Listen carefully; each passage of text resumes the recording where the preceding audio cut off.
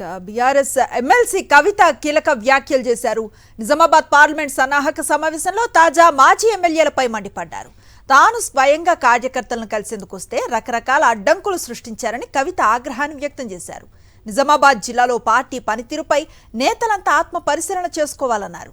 తెలంగాణ ఉద్యమంలో అండగా నిలబడ్డ నిజామాబాద్ జిల్లాలో బీఆర్ఎస్ ఓడిపోయిందంటే ఆత్మ పరిశీలన చేసుకోవాలన్నారు.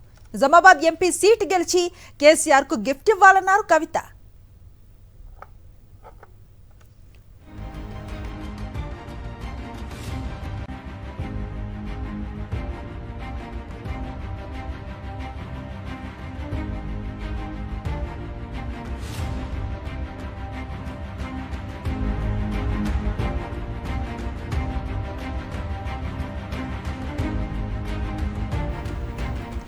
బీఆర్ఎస్ ఎమ్మెల్సీ కవిత కీలక వ్యాఖ్యలు చేశారు.